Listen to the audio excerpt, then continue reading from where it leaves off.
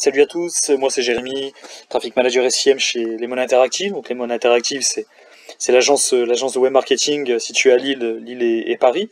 Alors si on se voit aujourd'hui justement, c'est pour évoquer un sujet justement qui taraude un petit peu les esprits à l'heure actuelle, suite aux annonces assez récentes de Google. Il s'agit justement de la migration de Google Analytics vers GA4. Donc Google Analytics 4, parce que vous n'êtes pas sans savoir maintenant que à partir du 1er juillet 2023, voilà, les propriétés standards seront obsolètes. Donc d'où l'importance justement d'effectuer cette migration. Alors on est là aujourd'hui sous un format vidéo assez simple et censé être le plus court possible, puisque l'objectif est de vous démontrer en 5 minutes comment on peut effectuer sa migration de Google Analytics classique ou Universal Analytics vers Google Analytics 4, donc GA4. En fait, c'est très simple. Vous vous rendrez simplement donc au sein de votre propriété Google Analytics. Vous allez dans l'onglet Administration. Puis ensuite, vous vous rendez justement sur la colonne du milieu au niveau des propriétés. Donc compte, propriété, vue, vous allez dans Propriété. Vous avez bien justement votre propriété Analytics qui s'affiche ici, donc la propriété classique. Et vous avez Assistant de configuration GA4. Donc vous cliquez dessus.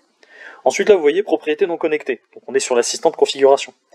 Donc forcément vous utilisez actuellement une propriété Universal Analytics, pour profiter du futur d'Analytics, configurez une propriété Google Analytics 4 ci-dessous. Donc il s'agit simplement forcément de cliquer sur démarrer. Voilà, cet assistant, activer la collecte des données à l'aide de vos balises existantes, créer une propriété, copier les paramètres généraux de la propriété Universal Analytics, activer les mesures améliorées. Voilà, s'il n'y a pas possibilité de cliquer, bon, c'est pas grave, vous faites créer une propriété. Là, la propriété, tout simplement, elle a l'air d'être connectée.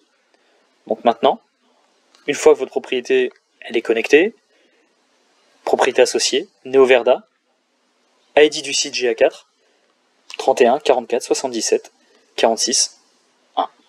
Donc on va aller voir la propriété GA4 classique. Voilà, toute nouvelle même, on va dire. Et là on est toujours en fait dans le dashboard. Là on est dans le nouveau dashboard de Google Analytics 4.